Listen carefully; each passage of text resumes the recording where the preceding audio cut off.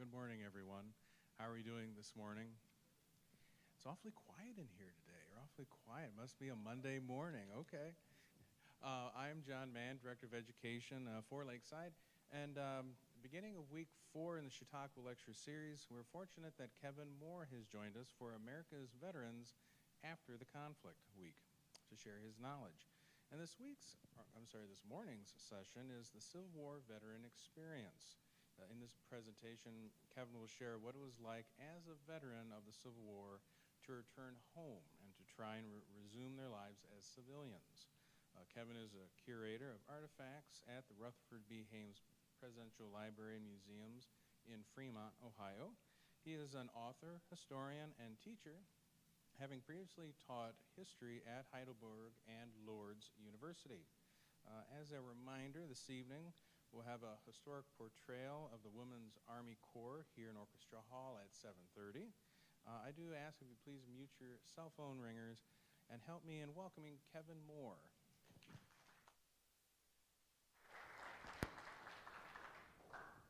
Hello, everyone. Thank you so much for the introduction, and thank you all for coming out this morning to learn a little bit more about the Civil War veterans experience. I'm the curator at the Rutherford B. Hayes Presidential Library and Museum, and Rutherford B. Hayes was a Civil War veteran himself, so this is kind of in our wheelhouse. And some of you may have attended the talk last week where our historian Josh came and talked a little bit more about Hayes and his Civil War experience.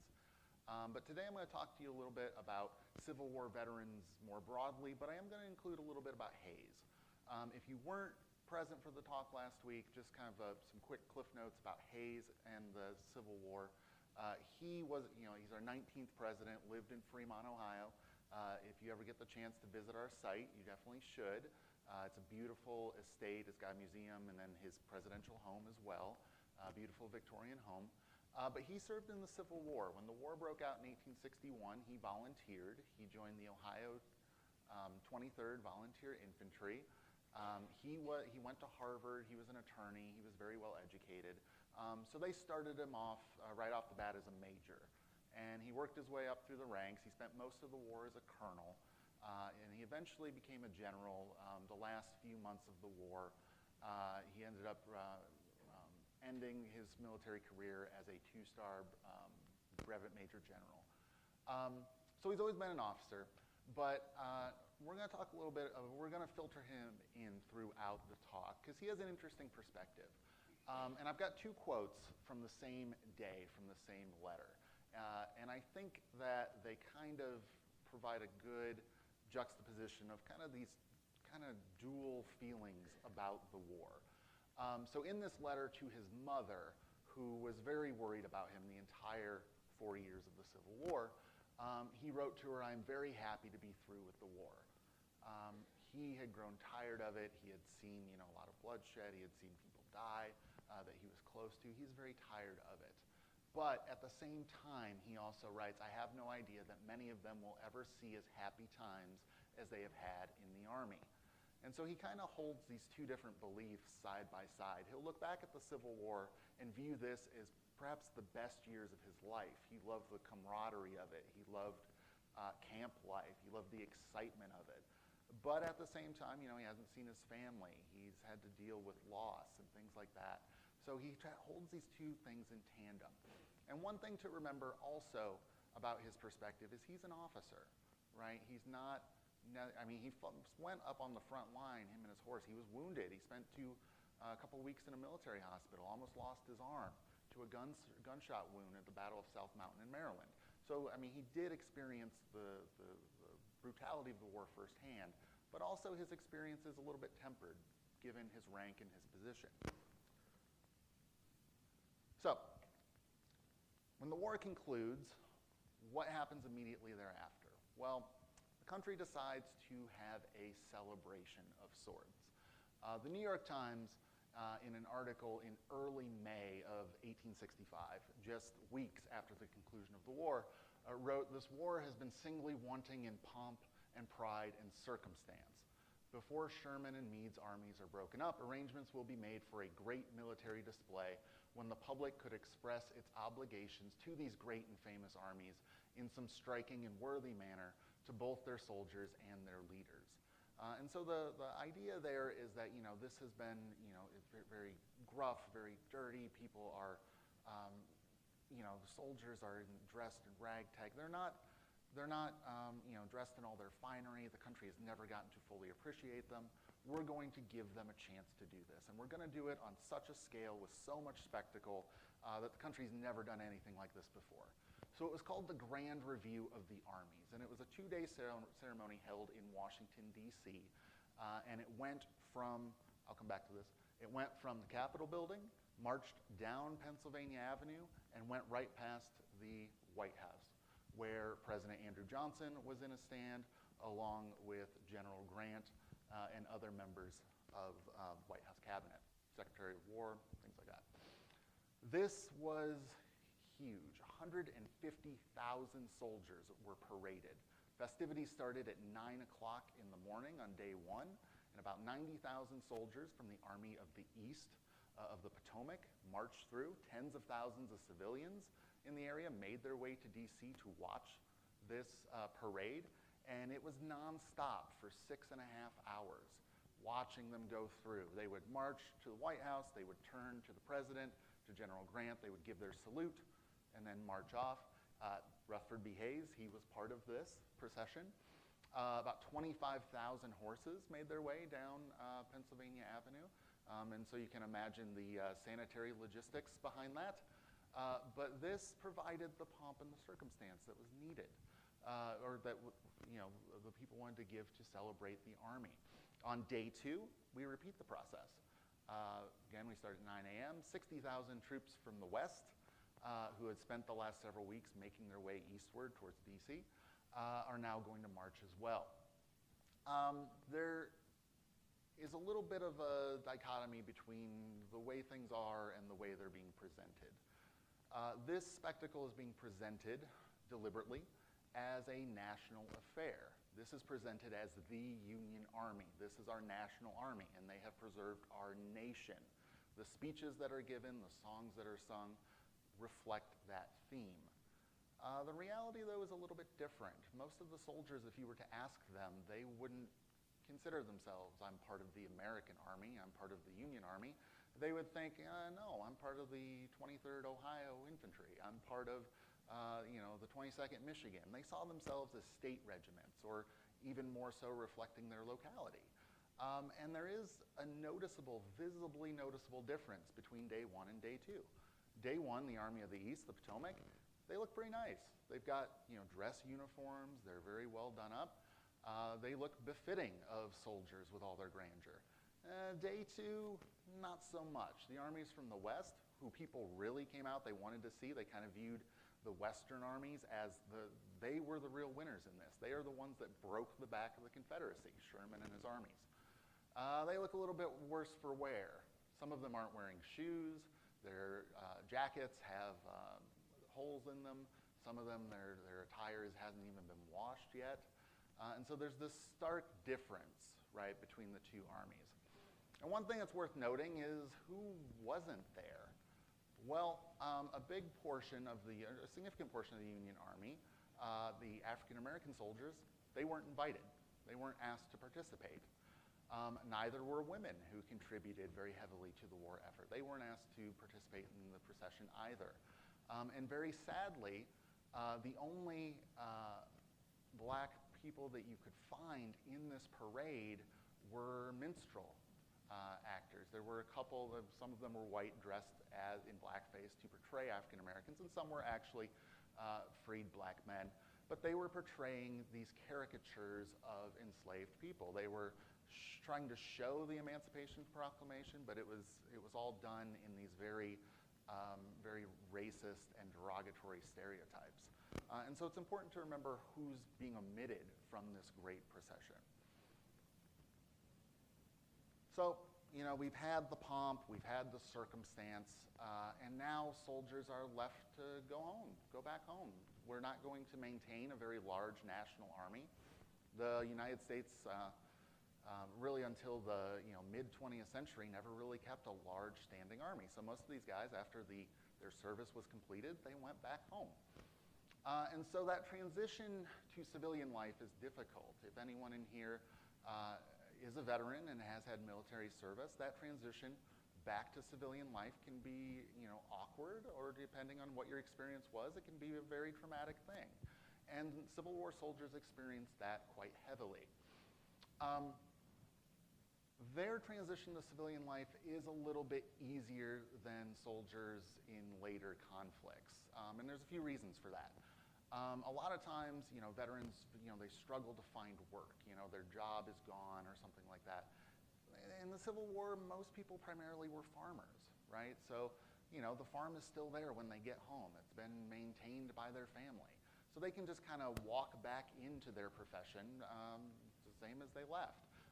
Some people are manual laborers and things like that, but many of those businesses are, they're family run, they're local, and so people are able to kind of get a job again. Like I mentioned, most of these soldiers, they were part of local regiments as opposed to a national army. So they never really had this stark break from their lives before being soldiers. Their brothers went, or their best friends went to war with them, or their cousins, people that they knew, their neighbors, right? And they saw these people all throughout the war. And then they went off to war together, and they came home together. So there isn't that stark break with civilian society where, all their family's gone, they don't see them for a number of years, they go have this experience, and then they come back as strangers in a strange land. Another thing that helped them a little bit relative to other wars is they seemingly accomplished their objective. Their objective was to preserve the Union and defeat the Confederacy. They did both of those things. And so as they begin to age and they begin to reflect on what were we doing, why were we there, they can have some clear answers to that. And other wars, that hasn't always been the case. Soldiers kind of wonder, okay, well, what were we fighting for? Why were we there? What was the point? What did we accomplish? These Civil War soldiers, they did have that. And then the other thing is society, the way they greeted the soldier. We're used to, in some more recent conflicts, Vietnam comes to mind, where veterans aren't treated very well, particularly if the war has some murky objectives and there's a strong anti-war movement in the public sphere. Sometimes those soldiers bear the brunt of that, and they're not treated very well by society. Not so here. They are deemed as the saviors of the Republic, and they're kind of religified in a way, that they were on this kind of holy crusade to save the country. And so the soldiers were, the people who did not go to war, civilians, they were very proud of the soldiers in their community, and they let them know it. So these are all some factors that kind of ease that transition back into civilian life relative to other wars. But, they still, going away to any war is going to have its challenges, and these Civil War soldiers, they experience that. And I include a fun little pop culture reference here on the right. Has anybody ever seen Lord of the Rings? Okay, couple of you have seen it. So Lord of the Rings, famous novel by J.R.R. Tolkien. It's a fantasy novel. There's goblins and monsters and hobbits and elves and stuff like that. But J.R.R. Tolkien was a veteran himself of the First World War. And he wrote this book about all these, these adventures. These 4 young hobbits have a very dire task to go fight a mission. They end up getting sucked into this epic war. They end up winning and saving the world, and they go home to their home of the Shire. And there's this great scene at the end of the last movie that I think portrays this super well, the veterans' experience. They get home to the Shire, and they all go back to the local tavern, the Green Dragon. And they're all sitting there, and they're having a pint of ale, and they look around, and everybody's just going about their business, just like before. They're not giving them the time of day. Nobody in that bar knows at all that these 4 guys just saved the world, that they saved their Shire. And this one farmer rolls in with this big old pumpkin, and everybody's so excited and happy that he grew a big pumpkin. And they all just share this look with each other, this quiet look. Nobody has to say a word. And just nobody else in that room can relate to their experience, and nobody else ever can. And there's that part of being a veteran that, particularly a combat veteran, that people in civilian life, try as hard as they might, they will never understand it. And that does create a sense of loneliness. And I think that shows on all four of their faces as they look at each other. This is kind of a rite of passage that the soldier goes through. And there's a mid-20th century anthropologist from England. His name is Victor Turner. And he called this liminality, which is this idea that before you're a soldier, society is constructed in a certain way. There are certain rules. Chief among them is you should not kill other people. Murder is wrong. Violence is, for the most part, generally frowned upon. Well, now you leave and you go to a new place, and all those rules are turned upside down on their head. Violence is encouraged, not rewarded. Killing someone is okay, permissible. That's the point of you being there. And so the whole dynamics of society change for you. And then what happens is you're supposed to go back into civilian society and reintegrate yourself into those rules. And that can be a very psychologically difficult thing for people to have to do. Other issues like class structure or things like that, those all go away when you go into the Army. There's a new hierarchy that you have to abide by. And then once you get out of the Army, that hierarchy no longer exists for you. And that can be awkward as well. A lot of these soldiers, initially in the early weeks after the war, they found themselves in search of a war to fight. You know, they've done all this training, they've been fighting for months, if not years, and now they have to stop. And so a lot of those soldiers who arrive in Washington, D.C. for that large parade, they have to let that violence out somehow. And so they go on these kind of moral crusades. They start raiding brothels and kicking people out and beating up the guys patronizing it. If the soldiers happen to be temperance advocates, which were people who abstained from alcohol, a lot of them raided saloons and destroyed property because they were kind of looking for some kind of outlet for the things they were trained to do. And they needed some kind of mission to be part of. And a lot of them were just kind of left with a sense, okay, now what do I do? They're so used to 4 years, there's an objective, there's a mission, we gotta march somewhere, we gotta fight this battle, we have to take that hill, and now they're left to, what do I do now? And so there's a great book about this called Glorious Contentment by Stuart McConnell. And he says it very well this way. They had shared in a world in which the values of peacetime society had been stood on end. Violence had been justified, social distinctions leveled, individual preference submerged to discipline and order, death experienced as a daily occurrence. Then they had to come back to a society that by and large expected them to pick up where they left off. And if the strange passage had not been a reality. So almost as if they're supposed to pretend as if those 4 years never happened. That can be a very difficult psychological thing for someone to have to do. So how do they cope with the war? Unfortunately, a lot of Civil War veterans didn't cope with it very well. Many of them succumbed to what was then called opium slavery. And we unfortunately live in an era that is undergoing what we term the opioid crisis. And it's not that dissimilar. So, opium is this, pain-killing drug, but it's also incredibly addictive. And opium and some of its derivatives, morphine and laudanum, in the 19th century, these chemicals are being mass-produced. We're seeing their medical applications, and they're used very liberally. As soldiers are wounded, they are given opium or morphine. A Confederate medical handbook said opium is the one indispensable drug on the battlefield, important to the surgeon as gunpowder is to the ordnance. So they're using opium very liberally. And one thing that just kind of an unfortunate historical coincidence is the hypodermic syringe had recently been invented. And towards the end of the war, it ends up getting used in military applications, which is the opium, the morphine can be delivered intravenously to a soldier. Its effects are much more extreme. Its delivery time is much quicker. And so you have these guys who are having bullets extracted or they're having limbs amputated. They're given opium. And by the end of the war, medical doctors, they didn't understand, they didn't have germ theory, they didn't understand how illness really worked.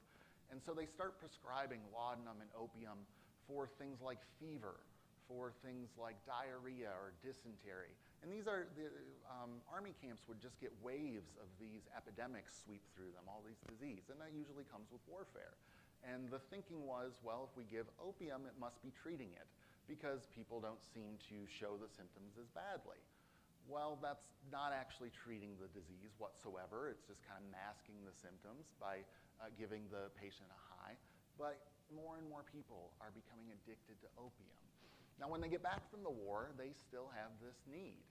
And at the time, you could go to any corner drugstore and get morphine and laudanum. It's not regulated, it's not controlled. And so soldiers spent a big chunk of their income trying to acquire these substances. Many of them, because of their habit, found themselves in poverty. They spent what little income they could make, and many of them are wounded. If they're missing a limb, their ability to provide for themselves is severely diminished already.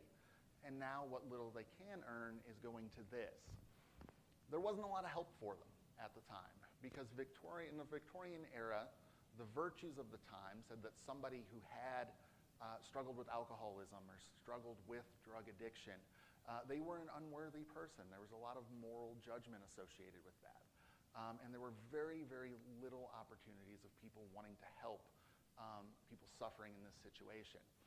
One thing that compounded this for soldiers and led to depression is an inversion of their domestic roles. A lot of times husbands who were expected to be the breadwinners in the home, they can't. A lot of times their wife has to step up and be the breadwinner of the home and support them. And there were these Victorian ideas of manliness, of who should be supporting whom. And women, some did work, but it was, for the most part, discouraged. The type of shame that is associated with this for a Victorian-era man is very heavy, weighs on them, and they end up using more. And predominantly, historians have gone back and looked at this, and they found kind of an interesting thing, that this was predominantly a white soldier problem.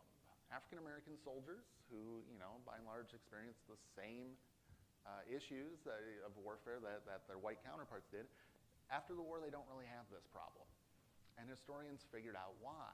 On the battlefield, when they were administering opium, the soldiers, the surgeons, did not administer it to the black soldiers. Black soldiers were just kind of left to bear it out and suffer in pain. And so they are largely spared this problem down the line, but they had to suffer immensely in the medical care of surgeons. And then years after the war, as these soldiers begin to age, doctors begin to notice something. They call it soldier's heart. And today we would call this post-traumatic stress disorder. They have all sorts of symptoms. They can't sleep. They can't focus on any tasks. They get nightmares that recur over and over. During the day, they get terrors. We would call that panic attacks today. Many of them have heart issues that don't seem to have any other cause.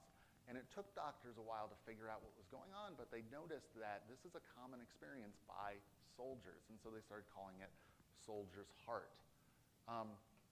There's one doctor from our collection at the Hayes Museum. He's a local doctor from Fremont. He ended up getting attached to the 72nd Ohio Volunteer Infantry. That was the unit that predominantly came out of Sandusky County. And he ended up becoming an assistant surgeon. He was 25 years old when he entered the service. And he noticed these symptoms not only in his patients, but also in himself. He wrote about this in a letter to his parents a year after the Battle of Shiloh, which he was part of as a medic officer. So imagine what he saw and what he had to go through. He wrote to his parents, "Today I turned back the book of memory 1 year, and the bloody pages of Shiloh revealed itself to me. Oh, with what terrible imprint have those days been forced upon my memory. I would that I could forget them, but I cannot. It all seems like a shadowy vision, to see hundreds of the dead lying around you with the groans of wounded calling for water and for surgical assistance, which then was limited." Imagine the things that he was going through, that, he can only help so many, and many of the patients that he did try to help probably died, and just the gruesome visuals that he's seeing, that stuff stuck with him for the rest of his life. And so he noticed this problem in himself, and when he comes back here to Fremont and he starts, just treating people in his community, he became a pension doctor. We'll talk more about Civil War pensions in a couple minutes, but later in life, Civil War veterans could apply for a pension, particularly if they were wounded, but they'd have to be inspected get an exam by a doctor, and he was responsible for signing off on these. And he noticed that a bunch of his patients are all reporting the same things. And so he goes to the Northwestern Ohio Medical Association in 1888, and nobody was really talking about this publicly, but he goes and gives an address to that conference and says, to present to this society some wandering thoughts in relation to a subject which, so far as I know, has never been presented to this or any other medical society. It was one of those things that just you didn't really talk about it. Well, he decided to talk about it, and he goes on to describe, as far as I can tell, I've done the math, my soldiers seem to have a 21-year shorter life expectancy than the general population. They're all reporting these mental effects. Many of them have these addictions and there's, to opium, and there's something that, is there anything we can do as a medical community? And so the Fremont doctor, Dr. Caldwell, is trying to start that conversation. And many of these issues, they persist today among veterans, unfortunately. So what do these soldiers end up doing to try to help? Well, like I mentioned, there's that liminality idea that, your friends, your family, even though they might be supportive, if they didn't go to war themselves, they don't get it. So soldiers seek out other soldiers. And so they start forming fraternal orders. And really what they want is they just want camaraderie. They want people to reminisce with. They want people to kind of talk to and just who've shared the same experience. And they form all sorts of different Army societies. And so one of the first one that forms is the Military Order of the Loyal Legion, or MOLLIS. This was formed after the assassination of Abraham Lincoln. There was a thought among Civil War officers that there might be a coup inside Washington to try to overthrow the government, especially when it's in this kind of tenuous state after the death of Lincoln. And so they made a mutual pact to not let that happen. They would do what needed to be done to preserve the Union. Well, that conspiracy never really materialized, and so what that pact transitioned into was a fraternal order called MOLLIS, but it was restricted to officers only. Rutherford B. Hayes was part of this. He'll eventually go on to become their commander-in-chief, or basically their president of the order, for a number of years till his death in 1893. Another organization that's formed is the Grand Army of the Republic, and this will by far and large be the largest one. Initially, in order to be a member, you had to have seen combat initially. But a little bit later on in its history, they open it up to non-combat veterans. So if you were just stationed at a base, or your unit never really saw combat, or you were in some kind of supportive role, you could be a member. And so it definitely broadened its membership because those soldiers wanted community as well. But this also irritated some of the soldiers that did see combat. So they go off and they form their own societies. The Union Veteran League, that was for soldiers who had seen combat and were wounded. So you had to be wounded to join this one. The Union Veterans Union. Yeah, you had to be in combat, but you had to be on the front line. You couldn't be in the back, you couldn't be in a supportive role, you couldn't be in the back in an artillery unit. You had to be on the front lines. And so they kind of splinter in all these different groups. Rutherford B. Hayes has kind of an interesting take on this. He wrote in his diary, there's too many Army societies. And this was when a friend of his tried to get him to join the Union Veterans League, Union Veterans Union. And he did reluctantly join, but his kind of take is, we've got too many of these things. And he wrote about it. He attended his first meeting of the Union Veterans Union, and he said all ceremony is similar to that of other societies. So by and large, these organizations kind of followed the same model for the most part, which is they typically have a ritual. They would start a meeting in a certain way. They might offer prayer. They might raise and lower a flag. There might be salutes involved. There's a lot of nostalgia. Soldiers would attend wearing their military uniforms. They did a lot of fundraising. They raised a lot of money to help those veterans in their community who had fallen on hard times or who, again, were wounded and couldn't really support themselves, and they gave a lot to charity. And that's by and large true of all the fraternal orders of the period. The one we'll talk about most significantly is the Grand Army of the Republic, the largest one to come out of the Civil War. It was co-founded by John A. Logan. He served in the Civil War, became its first commander-in-chief, and he had some kind of particular ideas of how this organization should look when it's formed in 1866. Previous military experience has taught us the value of consolidated effort. Orders must be promptly obeyed and the rules and regulations strictly enforced if we are to hope for any good result of our efforts. And so he saw the Grand Army of the Republic as literally an army. He wanted to duplicate the structures and the procedures that they had all known from their army days. He wanted to replicate that in this fraternal order. And so the way he organizes it is you have the Grand Army of the Republic, and each state has its department, the Ohio department, the Indiana department, and so forth. And then each community has its post. And the leader of the post reports to the department reports to the army, and everybody reports to the commander-in-chief, John Logan. And you can kind of see this in some of their procedures. They replicate a lot of this military language. So if you wanted to, say you were moving to a new state, you had to go request a transfer to go from one post to another post. Or if you were going to miss a few meetings for whatever reason, you were going to be out of town, you had to request a leave of absence. If you wanted to quit, you could get an honorable discharge. Or if you just quit showing up altogether, you would get a dishonorable discharge. And then if you broke procedure, if you broke protocol during a meeting or in your relationship with other members, you could be brought on a court-martial. And so there's a lot to it, and it was a little bit onerous for some of the members who really just kind of wanted to show up and experience some of that fraternity. It was also incredibly partisan. Most of the members were Republican, as the North by and large was, but they were part of what were called the Radical Republicans, which was a little bit more of an extreme wing of the Republican Party. And they did a lot in the years after the Civil War. They helped pass the Civil War amendments, barring slavery in the Constitution, extending citizenship to African Americans, providing the vote to African Americans, former slaves. This was done by the Radical Republicans. They passed civil rights legislation. They also impeached President Johnson. And as time goes on, the country kind of starts to move on.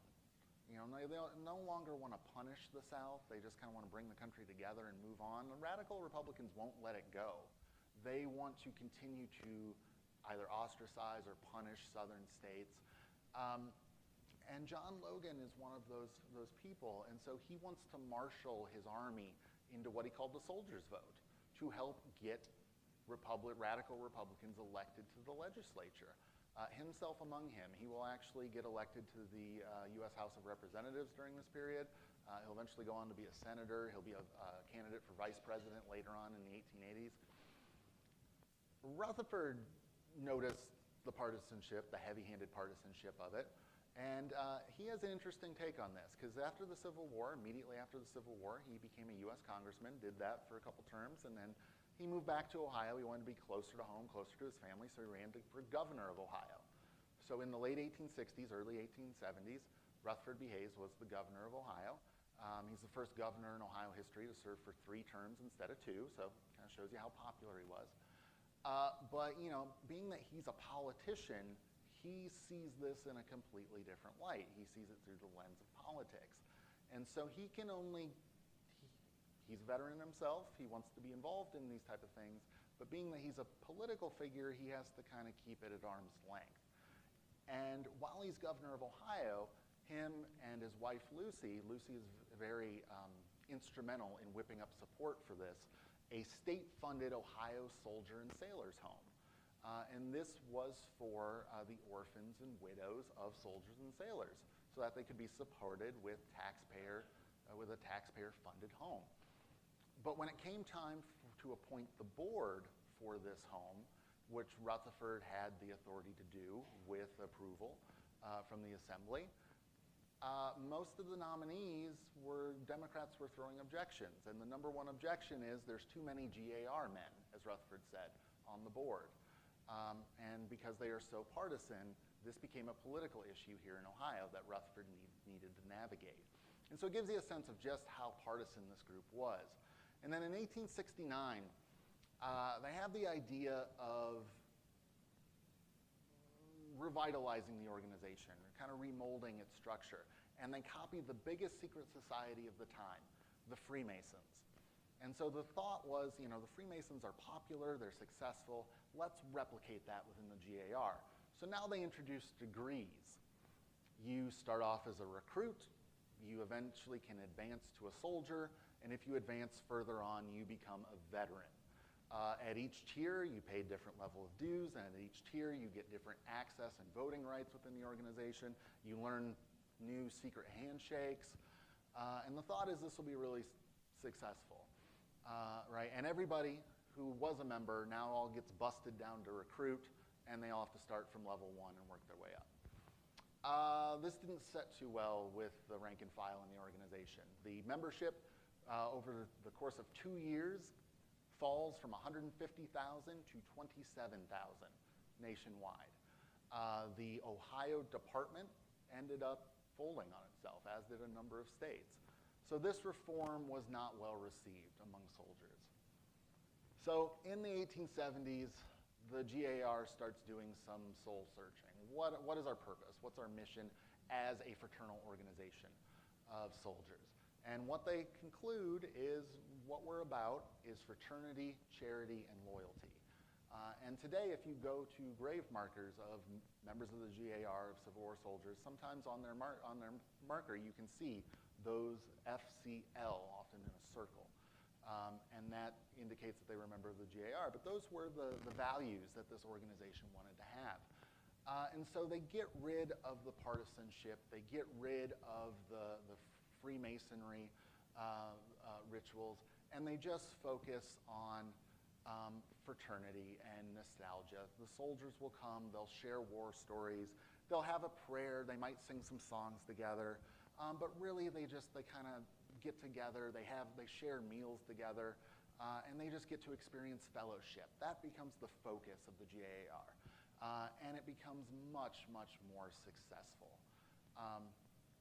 And I'll show you here on a graph. We'll come back to this in a second. But once they introduce these reforms, you can see the membership just spikes after that. They become more focused on charity. They raise $250,000 annually to give to veterans within their membership. And that's a lot of money in the 1880s and 1890s. And they are still involved in politics, but not in a partisan way. They get involved in lobbying, which is lobbying the government for veterans-related issues. So they want public relief funds. So the state can set up a fund for disabled veterans, for their widows, for orphans.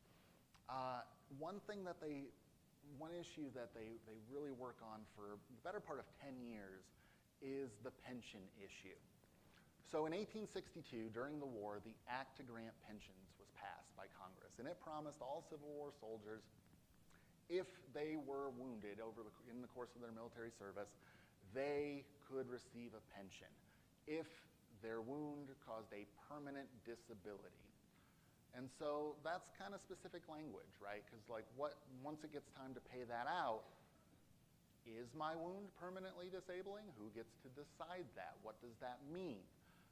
If I'm still able to perform a job, even though I might be missing a limb, does that mean that I'm permanently disabled? So fast forward then to the late 1860s, 1870s, a lot of these soldiers begin applying for their pensions, and some of them are getting denied.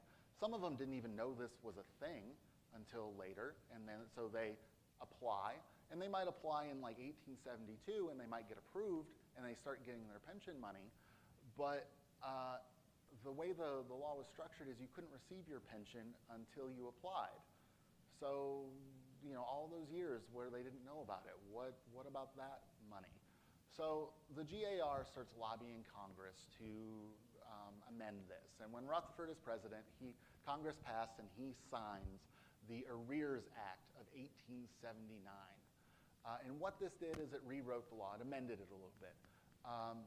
Soldiers, if you have a permanent disability and you apply for a pension, you can now receive money from the date of the wound itself. And so thousands of soldiers end up getting back pay that they had been owed, 10, 15 years worth of back pay, and that's a huge help to the soldier. Another thing that affects soldiers, though, is the Panic of 1873. We would call this an economic recession, if not a depression today. And so now you have soldiers who, they're some of the first to lose work, right? If a company is downsizing and they start trimming the people that may not be able to be as efficient or productive, soldiers bore the brunt of that, unfortunately. And so people start asking this question, okay, well, the government promised a pension. Well, what is a pension and what should it be for? And the GAR starts lobbying Congress yet again to change the definition of pension. And it takes a while, but finally in 1888, Congress passes the Dependent Pension Act. And what that said is if you were a soldier who served and you have developed any kind of disability at any time, even disabilities related to old age, you can now receive a pension for your military service. And so you can imagine that most of these soldiers who are now getting into past middle age, getting into their senior years, start applying for this pension. And by the way, because we have a genealogy library at the Hayes Museum, this is a great resource if you are doing genealogy work on your family and you have a Civil War veteran. A lot of times you can find their pension records or their application, get a lot of good information out of it. Rutherford ends up joining the Grand Army of the Republic in 1881. He is no longer the president as of March 1881, and he waited until May to join. And I mentioned, there's some political calculations he has to make, but now that he's retired from politics, for him it's safe to join the GAR. And he wrote his friend, a close friend, General Manningforce, I have joined a post of the Grand Army, which has recently been organized here. The old objection politics is with me no longer in the way. Indeed, I think it is not in the organization now. And so, his political ambitions are over. The organization is kind of mellowed out a little bit. He feels it's safe to join. And so in his retirement years, he's going to be very involved. Oftentimes, the GAR would have encampments or these national reunions or sometimes state reunions. He would go regularly. And so I brought some artifacts with me. At the end of the talk, if you're curious, you can come up and take a look at them more closely. But one of the pieces I have is a canteen, little ceremonial canteen, and it's from the 25th Annual Encampment, Department of Ohio, 1891 in Steubenville. And so he attended this, and this was something that was given to him as an attendee. And he would oftentimes go to the national encampment and be a delegate representing Ohio. And so this is one area in which he's involved and very happy to be participating in veterans affairs. One thing that happens, though, with the GAR, people get involved very quickly in the 1880s as they kind of liberalize the procedures in the organization. But then it peaks in 1890, and it generally starts to decline. And there's a reason for that. It's not lack of interest of people in the Civil War, but it's the way the GAR structured itself. They faced the question of, do we want to let in new members, i.e. our children, because we're getting older and many of the veterans are starting to pass away. And they decided as an organization, no, we're not going to do that. We're not going to open membership to new people. The organization is going to die with us. So you had to serve in the Civil War. And the thinking was even our children who might go off and fight their own wars, they still won't understand what it meant to be a Civil War soldier. And so that was something just for them.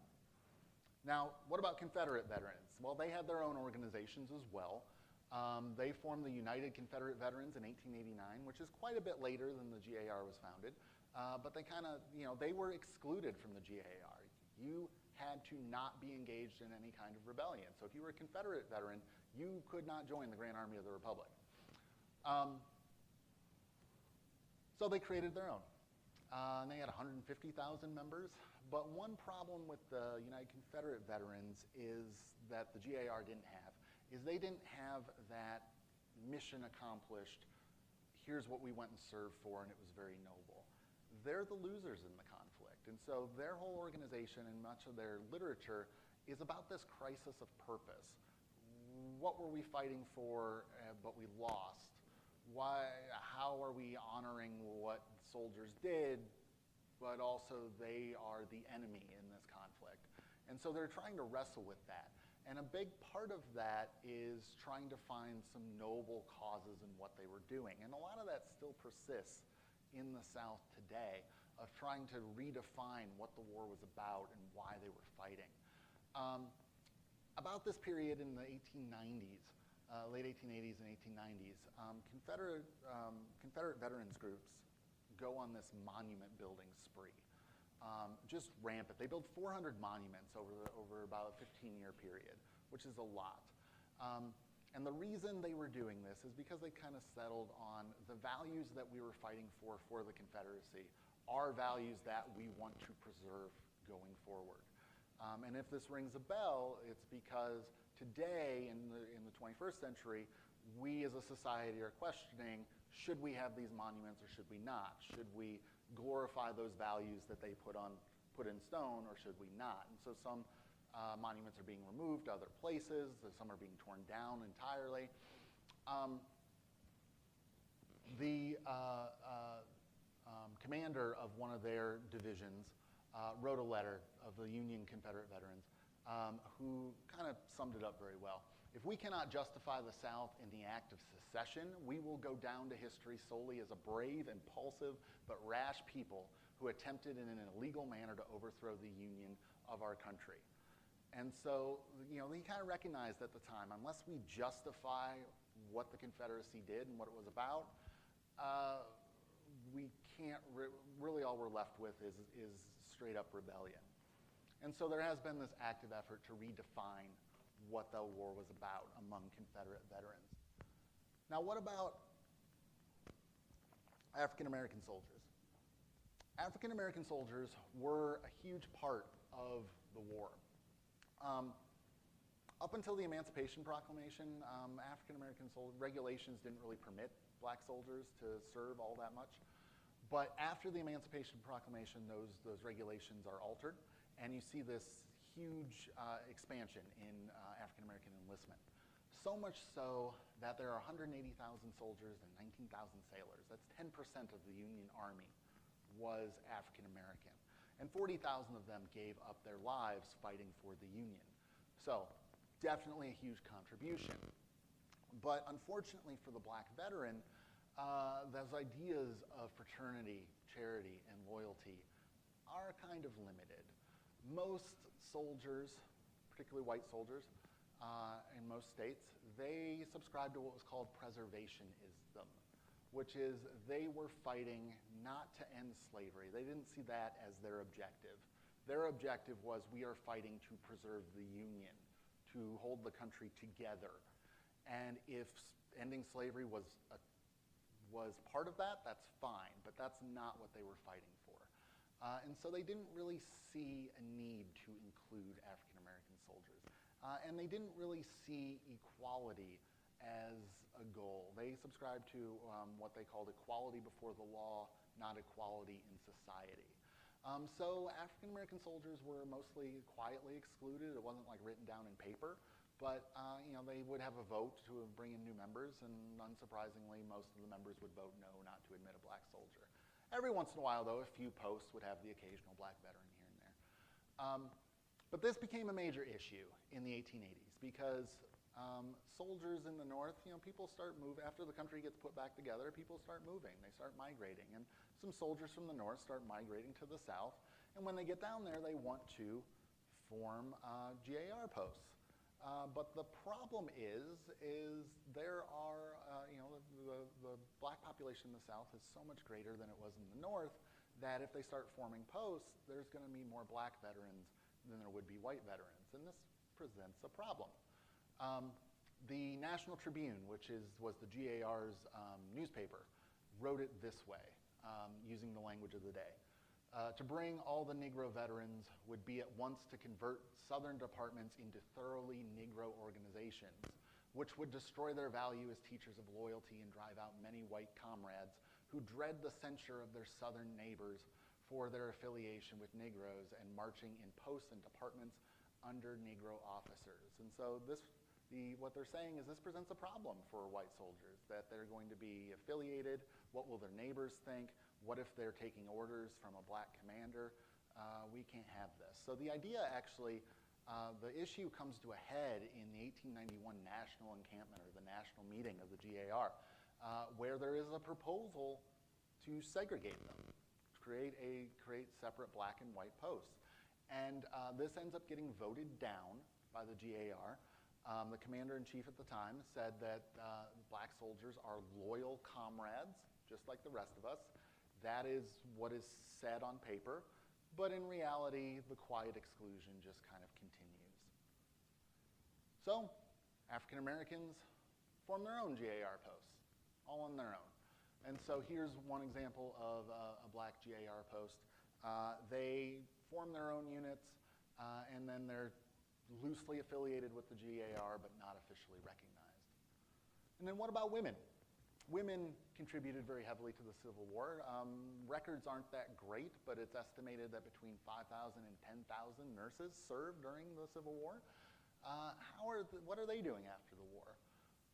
Well, they start forming their own societies. Kind of like black soldiers, they're excluded. Some women tried to apply to the GAR, and they were not permitted to join. That was exclusively for men. And so women start forming sororities. One is the Women's Relief Corps, which was formed in 1883. Another one is the Ladies' Grand Army of the Republic, a couple years later. And they saw themselves as complements to the GAR and the other veterans fraternal orders. And what that means is they're not offering fraternity to the women who are members, but their job is to support the veterans who so nobly fought for the country. So they do things like they clean the GAR halls, they sew flags, or if they need disrepair, the flags that the regimental flags. They would prepare meals. They would do fundraisers to fund charities to help soldiers, and they would often administer that charity through specific houses to help soldiers who had either fallen on economic hard times or because of disability couldn't find work. The president of the Women's Relief Corps in 1884, Kate Sherwood, said, "We are organized for," they let her address the national encampment of the GAR in 1884. She said, "We are organized for work, and because the Grand Army called for us, we are equally ready to disband and go home whenever the Grand Army are through with us." So they thoroughly saw themselves as a supplemental or helping agency. Another object I have, if you want to come check it out later, is Lucy Hayes was a member of the Women's Relief Corps. And so we have her medal here. She was recognized for her efforts during the Civil War. When they would have winter camp in West Virginia, she would come down and visit the soldiers. She brought her kids along, and she would sew uniforms for the soldiers. If they were tattered, she would change bandages. She just did whatever needed to be done. The men of the Ohio 23rd, they called her our dear little mother for the rest of her life, and they would actively seek her out when they would have reunions in Fremont. And so for her service, she joined the Women's Relief Corps, and so we have her medal. And one interesting thing about Lucy, Rutherford writes about this in his diary, and unfortunately I forgot to put the quote in, but she got inducted into the Military Society of the Army of West Virginia, which was another one of these fraternal orders just for soldiers who were in West Virginia, who fought in West Virginia. It was a man's only group, but they decided to admit her. And Rutherford writes in his diary about this, "I'm pretty sure Lucy is the only woman to ever be admitted into one of these men's organizations." And so it shows how much she was widely appreciated. And then soldiers start thinking about how do we remember our contribution going forward. And so one of the first things that develops is Decoration Day. You might know it today as Memorial Day. And so historians have kind of debated who was the first person to come up with this idea of Decoration Day, which is honoring the dead during the Civil War. And widely it was kind of thought that it came out of 1868 out of the Grand Army of the Republic, but there's a historian named David Blight who wrote a book in 2001 called Race and Reunion. And he makes a very compelling case that the first Decoration Day occurred just a few weeks after the end of the war, and it was the idea of African Americans in Charleston, South Carolina. What all these citizens, black citizens in Charleston did in May of 1865 is they preserved what they called the Martyrs of the Race Course. And so what the building is pictured here on the right, that was a horse race track building. And that ended up getting used by the Confederacy as a POW camp for captured Union soldiers. And they were brutally treated, many of them died on property, and they were just buried in unmarked graves around the property. And so after the war, what these African American citizens do is they go and they clean up the grave site. They identify what remains they can. They organize the unmarked graves very neatly. They decorate them with flags. And then they have a ceremony. And about 10,000 people from Charleston attend, most of them African American. They sing black spiritual songs. They have parade. And they really want to honor the sacrifice of the men who died in that camp. And that idea tends to spread. You see women, they start decorating the graves of soldiers. And then a couple years later, in 1868, this idea is so popular that the GAR ends up designating May 30th as Decoration Day for the purpose of strewing with flowers and otherwise decorating the graves of comrades who died in defense of their country. James Garfield, who also served in the Civil War, he was a congressman at the time, future president. He addressed the national encampment and said, "Hither our children's children shall come to pay their tribute of grateful homage. For this are we met today. By the happy suggestion of a great society, assemblies like this are gathering at this hour in every state of the Union." And he was right. Their children's children come to pay tribute still to this day. Oftentimes around Memorial Day, and some of you maybe even participated in this, people will go and they will, kind of brush off, clean up the graves of soldiers, or if it's their ancestor, they might put a flag to address it. They might put a wreath or some flowers to provide honor and to recognize the contribution of the fallen soldier. Now, Decoration Day was primarily about Civil War soldiers, but as time goes along, particularly after, here's a picture of the first official Decoration Day at Arlington National Cemetery, where James Garfield addressed the crowd. In memoriam, President Grant was there, James Garfield was there, John Logan, head of the GAR, was there.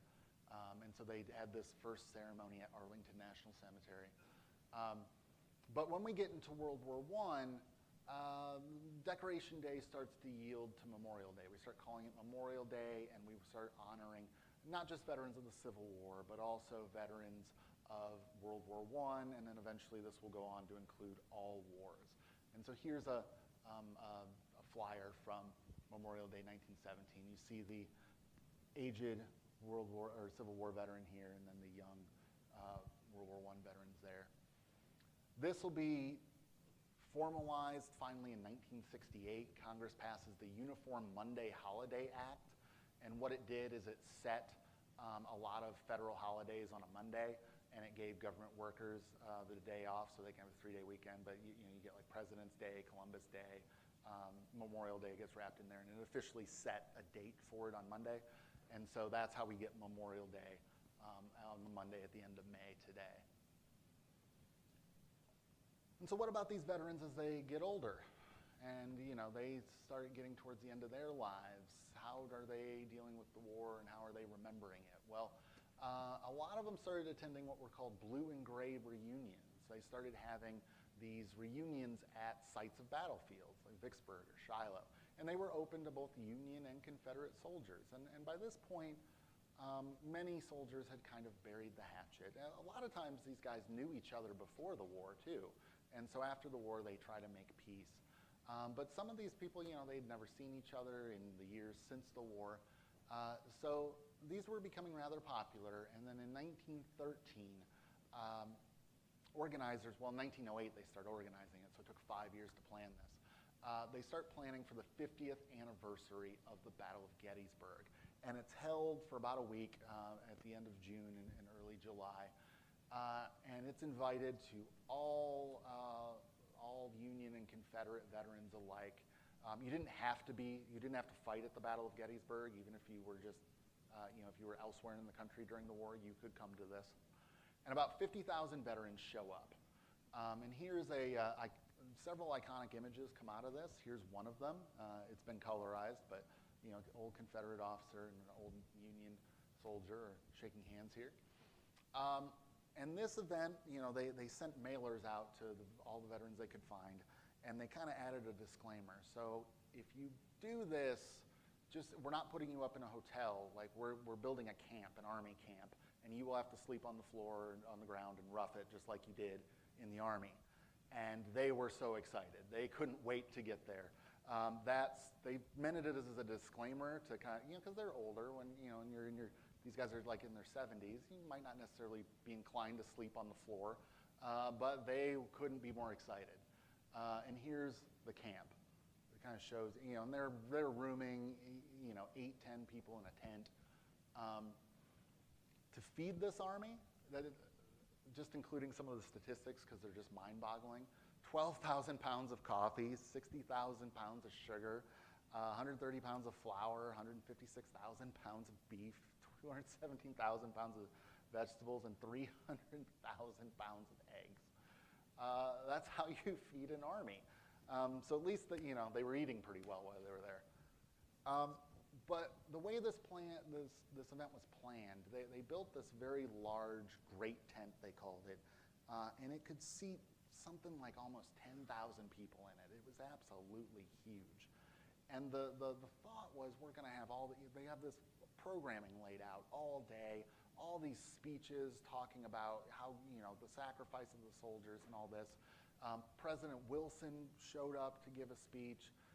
And what they found is the veterans didn't really care. They weren't interested in all this pomp and circumstance. They had a really hard time keeping the tent full. Even President Wilson, his address, about half the seats were empty. And one commentator observed that probably about half of the people that did show up were actually press and reporters. So what were they doing? They were meeting up with old friends, people that they hadn't seen. They were trying to make amends with people that they knew that they'd hurt. This photo I love. This is my favorite photo of the event because it highlights the changes that had made. You see that right there? That's a car. That is a Civil War general. His name was Daniel Sickles, I think, the guy with the diamond hat. Many of these veterans, they drove to it in their Model T, in their Civil War attire. So, think about just how much times had changed, right? These old bearded Civil War soldiers are coming in their cars to this event. How society had changed, right? And I mentioned, they met up with old people, and there's a great exchange that was recorded, and I think it's amazing. It's exchange between William Marston of the 56th Virginia and Arthur Applegate of the 72nd Pennsylvania at the site of Pickett's charge. They saw each other and said, "You are the man I shot behind the field gun just as you turned us back." "No, it was my brother Fred. I remember you had a rag with blood on it around your head, though, and you shot with, yes, a pistol. Well, if you lost one, maybe I shot your brother too." And so there's lots of these exchanges of people who had fought with each other, and they're kind of putting it back together in their minds and you know, they're having conversations trying to remember, were you over here? No, I was over here. Were you the guy that did this? No, I did this. And that's the type of stuff that they wanted to do throughout the event. The purpose of this get-together, though, there was a propaganda purpose to it. The organizers really wanted to emphasize nationalism and the idea that we are a solidified country in the Civil War, that all that stuff is behind us, and we are unified going forward. In one of the speeches, the governor of Ohio, he said, "The Almighty was the commander at Gettysburg. Every blessing we enjoy today is due to these old boys." And so they really emphasize that the Civil War itself was kind of divinely ordained, and that you know, everything that happened to the veterans was kind of part of this great crusade to make the great country that they knew of at the time going forward. But, you know, it kind of masks some things. So they have all these, like the one I showed you earlier, they have all these blue and gray photographs, like this one. It's called at the Hedge Wall. And so you see all these guys shaking hands across this wall. And there's, you know, as far as a photograph, it's beautifully composed. And you can, you know, easily see the symbolism of this, right? But the problem is that, you know, it looks super organic. Like both these guys had come a long way to just kind of bury the hatchet and make peace. Most of these photos were staged. These were all just guys that happened to be wandering around the site of Pickett's charge, and the photographer kind of roped them all together and posed them. They had to take a number of takes to get the right photo. And so there is an element of we're kind of forcing this reconciliation at this point. There's still a lot of enmity that exists for some. I mean, some had made amends, right? Some had kind of come to peace with it, but some of them, there's still a lot of hard feelings. One veteran of the 123rd New York kind of made an interesting quip. There are both Johnnies and Yanks on the train, but nothing but friendly feeling prevails. Besides, there's only 8 Johnnies and about 150 Yanks, so you can see they would not stand more of a chance against us now than they would have 50 years ago. And you kind of see this type of, we do this in sports, right? Where, you know, if Ohio State wins this year, you do nothing but harass your Michigan neighbor for the next year, right? It's kind of that type of heckling that happens. And a lot of that still exists. And it gets more extreme than that. There's some literal insulting that happens. There's at least 8 documented brawls that break out between veterans of the Union and Confederacy. There's at least 1 knife fight, and 1 person had to be hospitalized. And so there's still some very real feelings there. But then also it's important to remember who didn't get an invite. Well, African-American soldiers did not get invited. The thought was if they invite the black Union soldiers, the white Confederate veterans won't show up. And so it was more important to have the Confederacy and the Union together. So they weren't invited, but about 50 ended up going anyway. And then also women weren't officially invited either. But many of them came on their own anyway, and they were actually one of the most popular attractions. Many Civil War soldiers sought out the nurses that had helped them during the war. And they would come up to them and just give them their thanks very tearfully for saving their lives. And then some women used the opportunity of the reunion to talk about women's suffrage, which was becoming the pressing issue in the 19-teens. And so there were petitioners that would go around to the Union soldiers and try to get them to voice their support. And they walked away very surprised that actually the veterans were very sympathetic to the idea of women's suffrage. One of them made a comment roughly to the effect of, you know, we fought all those years ago for universal male suffrage, why not women's suffrage too? So, you know, even though the event is kind of marketed this way, there's still some issues in the country that are coming into play. And then lastly, as the veterans generation begins to pass away, what happens now? Well, the GAR, it dies with the veterans. They decided not to admit any new members. The last known GAR veteran is Albert Wolson. He is pictured there in 1950, I think that photo is from 1955.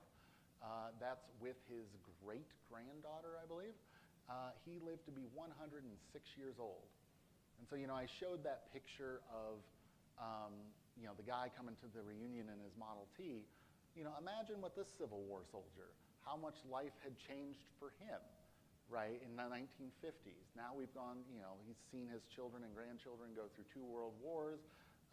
There's cars, there's television. Life had changed a lot for him. And so as these veterans-only groups die, well, it transitions into heritage organizations. Some of you might be part of some groups like this. And we have these for the Revolutionary War, like Daughters of the Revolution, Sons of the Revolution. But there's Sons of Union Veterans, where if you can prove that you have, genealogically, you can prove that you had an ancestor that served in the Union, you can be part of this. The only stipulation is your ancestor or you can never have engaged in open rebellion against the United States, so they maintain that stipulation from the GAR. The last object I have is foraging cap from Rutherford's son, Webb Cook Hayes. Rutherford's son kind of idolized him a little bit. He's the one that built the museum to preserve his father's legacy, but he, not being admitted to the GAR himself, he joined the Sons of Union Veterans. And so they had uniforms that they would wear. And so he's part of the 29th unit here in Ohio. And so this was his foraging cap. We have his full uniform at the museum. But you can come check that out at the end if you'd like. And there's also Daughters of Union Veterans, if you're a woman whose ancestors served in the Civil War. And on the Confederate side, they have the same thing. One thing about the sons and daughters of Confederate veterans, though, is like the United Confederate Veterans Organization, is they have attached themselves to trying to kind of rescue what the Confederacy was doing in the war. And so they controversially produce a book that is given to children called the Confederate Catechism for Children. It was printed in 1904. Historically, it's very, very questionable. To put it mildly, some of the things taught in that book, but they still actively encourage new members and their children to try to adopt that mindset to kind of rescue what their ancestors were fighting for. But all these groups, today, they help preserve graveyards. They help try to do research. If there's a grave with an unknown veteran in it, they do research to try to identify who's in that grave. They preserve grave markers at cemeteries. They decorate around Memorial Day, and they also do a lot of educational programming too to teach youth about the Civil War and things like that. The last thing I'll leave you with is a couple side-by-side quotes. That's kind of the moral of the story of Civil War veterans, because it's interesting to learn about it from an intellectual point of view, but what does it mean? Benjamin Stevenson, veteran of the Civil War, addressed the GAR National Encampment in 1868. And he wrote, "Thousands of our poor, helpless, crippled comrades have been placed in positions where they could not earn their own bread." Fast forward 150 years, Nick Colgan, U.S. Army medic in Afghanistan in 2011, in an interview with NPR, he said, "You don't realize that when you get out in the civilian world, it doesn't care what you did in the military, and it really should. I fought when I was overseas, and I think the hardest thing I've done is coming home." And so the moral of the story, the lesson we can gain from learning about the Civil War veteran experience, is to understand that it's not isolated to them. It's something that all veterans have dealt with and still continue to deal with going forward. And then if you're interested in this topic, here's some books that I consulted in doing the research for this. The last one I include, I didn't really bring any of it into this talk, but I read it for an exhibit we did, and it's super fascinating. It was how we remembered the Civil War for the 100th anniversary in the 60s and everything that was going on in the 60s and how just the challenges it presented, and it was a super fascinating tale, so I threw that in there too. But if anybody has any questions, I'm happy to answer the best I can, and then afterwards, if you want to check out the artifacts, you can do that too.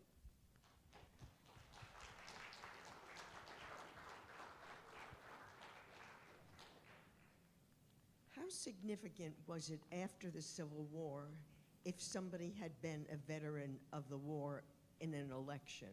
I mean, I remember when service in the Second World War was significant. Was it true for the Civil War as well?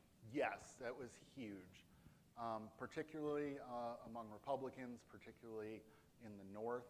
And it actually became a campaign issue in the, oh boy, I The first election for Grover Cleveland, which would have been 82, I think. Anyway, he would have been the first Democrat to be elected, really, after the Civil War. And the issue that they kind of pinned on Democrats was rum, they're intemperate, Romanism, they're permissive of Catholicism, and rebellion. The Democrats are the party of the Confederacy. And so that issue became huge. And even though Grover Cleveland had nothing to do with the Confederacy, that's still an issue. But oftentimes, political figures, Garfield, McKinley, Hayes, Harrison, to name presidents, even on the congressional level. Yeah, you wanted somebody who was a veteran. People were asking the question, what were they doing during the war? So yeah, it was a huge issue. And you talked about the genealogy that you have at your museum. Yep. Is that online, or do you need to come to your museum? Some of it can be done online. Like we maintain like the Ohio obituary database for the whole state. So a lot of it can be done online, but there's a lot of stuff in our stacks and archives that are preferably accessed in person. But we do have a staff that help people at distance. We get researchers from all over the country that want to help, so yeah. Yeah, just email our librarian if you have any questions. Do you have a sense of what percentage of the GAR records for Ohio still exist?